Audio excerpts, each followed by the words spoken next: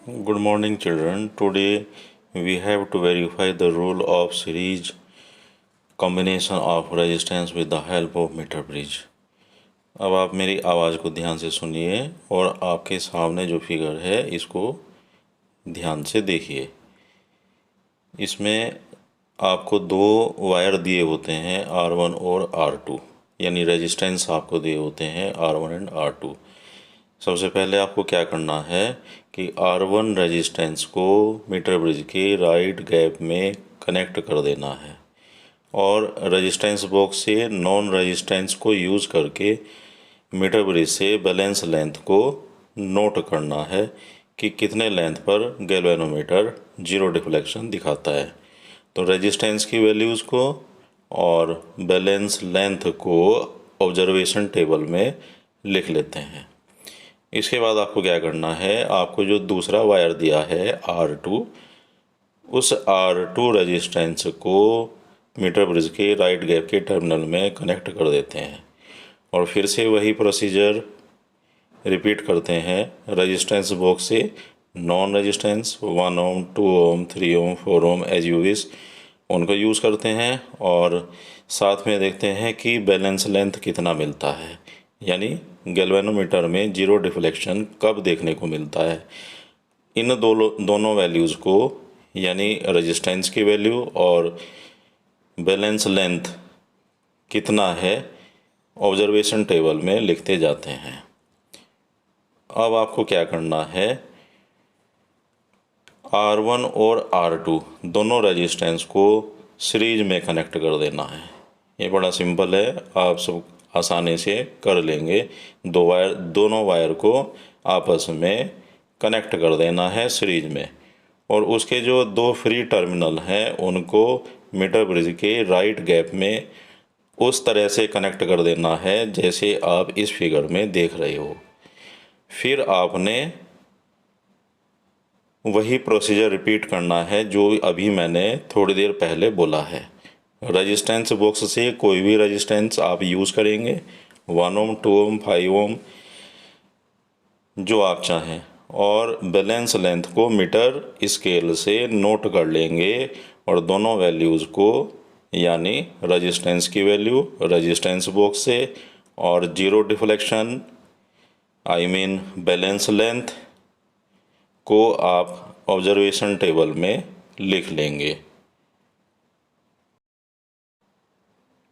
My dear students, अब आपने क्या करना है कि मीटर ब्रिज के राइट गैप में जो आपने R1 R2 वायर लगाए थे उनको निकाल लीजिए और अब R1 R2 दोनों वायर्स को पैरेलल में कनेक्ट कीजिए।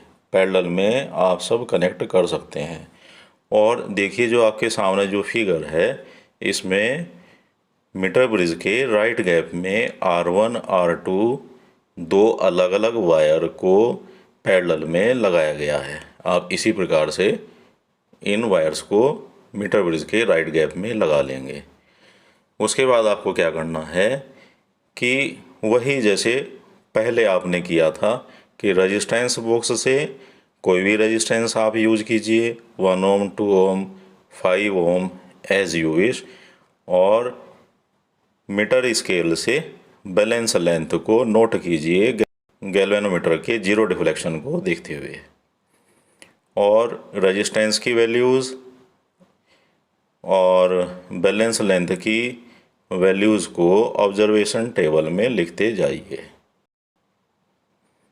और प्यारे बच्चों, मीटर ब्रिज से हम अननोन रेजिस्टेंस को कैसे फाइंड करते हैं, how we can find unknown resistance with the help of meter bridge, you can also see my first video on this topic.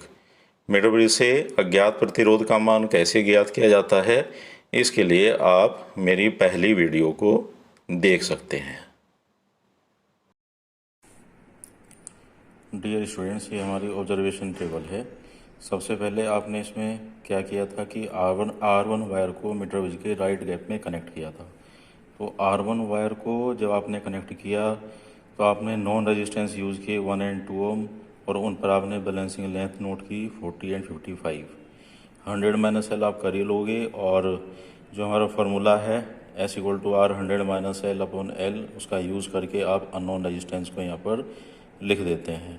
Then हमने 1.5, 1.63 इन दोनों का मीन लिया है जो आता है 1.56 ओम।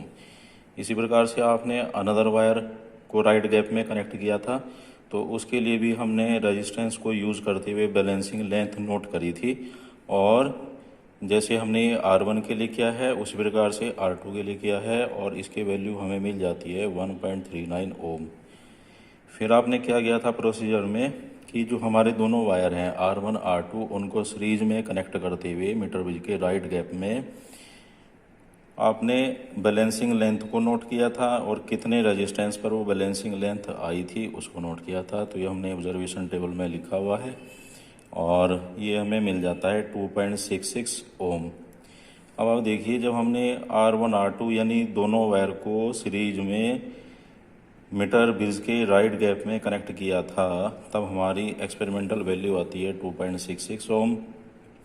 और सीरीज में बच्चों आप जानते हो कि जब दो रेजिस्टेंस सीरीज में कनेक्ट होते हैं तो हम रेजिस्टेंस निकाल लेते हैं R1 + R2। तो हमने R1 और R2 की वैल्यू को ऐड कर दिया है, एंड वी गेट 2.95 ओम। तो आप देख रहे हो, we see that 2.66 is approximate equal to 2.95. Hence, law of series of combination of resistance is verified like this. Children, फिर आपने प्रोसीजर में क्या किया था कि जो हमारे R1 R2 रेजिस्टेंस है, जो आपने दो वायर यूज़ किए हैं, उनको पैरेलल में मीटर ब्रिज के राइट गैप में कनेक्ट किया था, और फिर वही प्रोसीजर किया कि कितने रेजिस्टेंस को यूज करने पर, रेजिस्टेंस बॉक्स इनको यूज़ करते हैं, तो कितने रेजिस्टेंस को यूज करने पर बैलेंसिंग लेंथ कितना मिलती है, उनको हमने इसमें टेबल में लिख लेना है।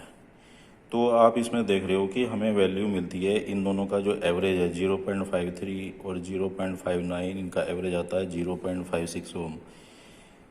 तो एक्सपेरिमेंटली हमने रेजिस्टेंस का वैल्यू फाइंड किया है 0.56 ओम, जबकि रेजिस्टेंस R1 R2 पैरेलल में कनेक्ट है मीटर ब्रिज के राइट गैप में।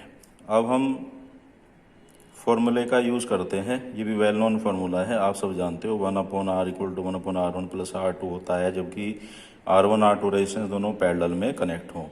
तो इसमें भी आप R1 R2 की वैल्यू को लिखें और कैलकुलेट करें, तो वी विल गेट 0.73 ओम। और इससे हम देखते हैं वीसी कि फॉर्मूले से जो हमने रेजिस्टेंस, इक्विवेलेंट रेजिस्टेंस को निकाला है 0.73 ohm, it is approximate equal to 0.56 ohm. देखिए यहाँ पर ये टेबल में 0.56 ओम है, और फॉर्मूले से हमने जब इसको कैलकुलेट किया है तो हमारा आता है 0.73 ओम, और दोनों वैल्यूज़ अप्रोक्सीमेट इक्वल हैं, और इस प्रकार से हमारा जो पैरेलल कॉम्बिनेशन ऑफ रेजिस्टेंस का रूल है वो वेरीफाई हो जाता है। I hope it will be beneficial to all of you. Thank you so much.